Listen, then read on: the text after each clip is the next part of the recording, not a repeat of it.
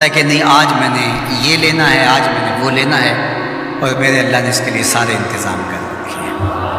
اللہ اکبر۔ اور جس کو ایک چاہیے اس کو ایک ہی دے رہا ہے، اور جس کو جتنا چاہیے اس کو اتنا دے رہا ہے۔ ہمیں تو انڈیا کے لیے آدھا کلو یا ایک پاؤ گوشت چاہیے ہوتا ہے، لیکن شیر کو میں نے افریقہ کے اندر لائیو ناشتے کرتے دیکھا ہے، اور وہ پورا حرم جو ہے وہ ہڑپ کر جاتا ہے، اللہ روز اسے دیتا ہے۔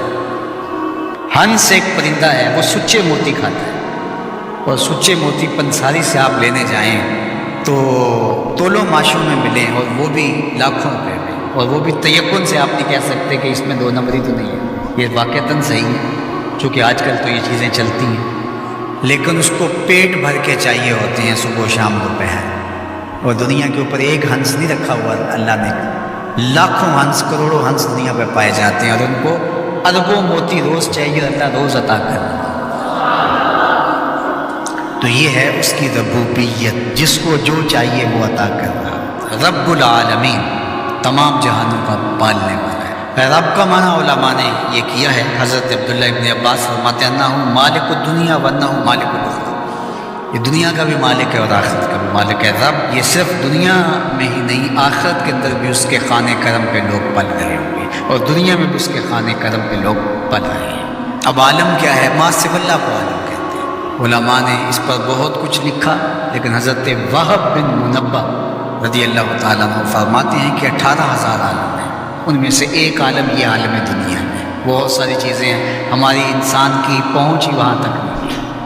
وما یعلم جنود ربک الا هو، اللہ کے لشکروں کو کون جانے؟ اللہ، وہی جانتا ہے اس نے کیا کیا پیدا کیا۔ انسانی مرغ عقل تھک کے گر جاتا ہے۔ اللہ اکبر۔ تو کہا رب العالمین، تمام جہانوں کا پالنے والا۔ اچھا، یہاں رب المسلمین نہیں کہا گیا، رب المطیعین نہیں کہا گیا، رب المتقین نہیں کہا گیا، صرف نیکوکاروں کا، اچھے لوگوں کا رب ہو۔ جو نہیں مانتے وہ ان کا بھی رب ہے، جو انکار کرتے ہیں ان کا بھی رب ہے۔ اللہ اکبر۔ یہ اس کی ربوبیت کی شان ہے کہ وہ اپنوں بیگانوں کو سب کو نواز رہا ہے۔ اور اگر آپ کی توجہ ہو تو یہاں ایک جملہ اور کہنا چاہوں گا، رب کا لفظ جو ہے وہ واحد ہے، اور عالمین جمع ہے۔ رب العالمین، ایک رب اتنے جہانوں کو پال رہا ہے، ایک رب اتنے جہانوں کو پال رہا ہے۔ چلو اس سے آگے ایک اور بات کروں، رب واحد ہے اور عالمین جمع ہے، تو ایک رب کے کئی بندے ہو سکتے ہیں، ایک بندے کے کئی رب نہیں ہو سکتے، اس لیے رب کو واحد رکھا، عالمین کو جمع رکھا۔ کیونکہ اگر ایک خادم جو ہے، ایک غلام 5-6 آقا رکھے تو ایک کہے پانی لے کے، اور دوسرا کہے کہ میرے حقے میں آگ بھرو، اور تیسرا کہے تو وہ کدھر جائے گا کدھر جائے گا، اور ایک آقا 100 خادموں سے بھی کام لے رہا ہے۔ تو رب کو واحد رکھا، عالمین کو جمع رکھا، اس لیے بندے کا رب ایک ہی ہو سکتا ہے، 360 نہیں ہو سکتے۔ رب ایک ہی ہوگا، اور ایک رب کے ہی بندے جو ہیں وہ ہزاروں ہیں۔ وہ تمام جہانوں کو پال رہا ہے۔ کیوں پال رہا ہے؟ کوئی ضرورت ہے اسے؟ جو بھی ہے، باپ اولاد کو پالتا ہے تو اس کے ذہن کے کسی گوشے میں ہوتا ہے یہ بڑھاپے کا سہارا۔ شاگردوں کو استاد پڑھا رہا ہوتا ہے، اس کے ذہن میں ہوتا ہے کہ کل یہ میرے کاج میں میرے ساتھ کھڑے ہو جائے گی، میرے ساتھی ہوں گے۔ ملازموں کے ساتھ کا باس کھڑا ہوتا ہے تو ان سے کام لینا ہوتا ہے، غرض ہوتی ہے۔ تو اللہ اتنے جہانوں کو پال رہا ہے تو کیا غرض ہے؟ ہاں، الرحمن الرحیم، محض رحمان ہے نا، اسے کوئی غرض نہیں، وہ رحمان اور رحیم ہے، اور یوں ہی پال رہا ہے۔ جو نہیں مانتا اسے بھی پال رہا ہے، جو مان رہا ہے اسے بھی پال رہا ہے۔ اللہ اکبر۔ وہ رحمان ہوا، وہ رحیم ہوا۔ ایسا نہیں ہوا کہ ایک بلی کو بہت زیادہ خوراک دے دی گئی اور وہ پھول پھول کے ہاتھی جتنی ہوگی، اور ایسا کبھی نہیں ہوا کہ ایک ہاتھی کو خوراک کم ملی اور وہ چوہے جتنی رہ گئی۔ جس کی جو فطری استعداد ازلی جو اس نے خود مقرر کی ہوئی ہے، اس کے مطابق اس کی گروتھ ہوتی ہے، اور اس کے مطابق اس کی تربیت کرنی ہے۔ خلاصہ ہے پورے قرآن کا سورہ الفاتحہ، جو سارے مضامین ہیں پورے قرآن میں وہ سمٹ کے سورہ فاتحہ کے اندر آ گئے ہیں۔ تو اس کا آغاز اللہ کی حمد سے ہو رہا ہے۔ الحمدللہ، تمام خوبیاں اللہ کے لیے۔ کسی کے اختیاری حسن پر، کسی کے اختیاری جمال پر جو ثنا کی جاتی ہے، ستائش کی جاتی ہے، اسے حمد کہا جاتا ہے۔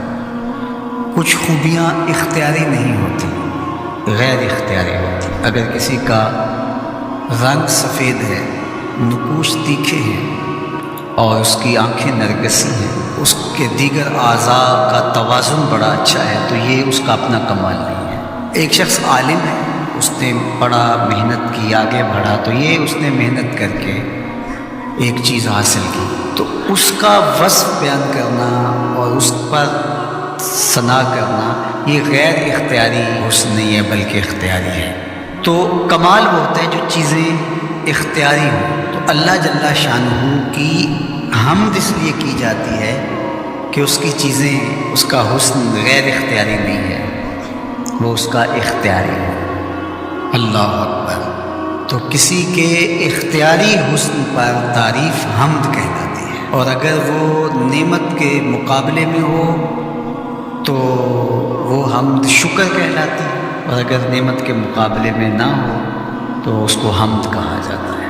حضرت کعب احبار رضی اللہ تعالی عنہ فرماتے ہیں کہ الحمد کی تفسیر ثناء اللہ ہے، اللہ کی ثنا، اللہ کی تعریف۔ اور حضرت ضحاک بن مزاحم نے اس کا ترجمہ کیا ہے الحمدللہ رداء الرحمن، یہ رحمان کی چادر ہے۔ جس طرح چادر زینت دیتی ہے اور وقار کی علامت ہوتی ہے، اور اہل عرب کندھے کے اوپر چادر ڈال کر کے جو ہے وہ ایک خاص ان کی حیت ہوتی ہے۔ یہاں گرمی سردی سے بچاؤ کے لیے چادر لی جاتی ہے، لیکن عرب میں چادر جو ہے وہ زینت کے لیے لی جاتی ہے، اور وہ آپ نے دیکھا ہوگا کہ عرب علماء یہاں کندھے پہ چادر رکھتے ہیں، تو وہ زینت کے لیے ہوتی ہے، ضرورت کے لیے نہیں ہوتی۔ تو اس لیے یہاں جو رداء الرحمن کہا گیا ہے، تو الحمد رحمان کی زینت ہے، وقار کی چادر۔ ثنا کی جتنی بھی قسمیں اور جتنی بھی صورتیں ہیں وہ اللہ کے لیے، وہ ڈائریکٹ تعریف کی جائے تب بھی اللہ کی، انڈائریکٹ تعریف کی جائے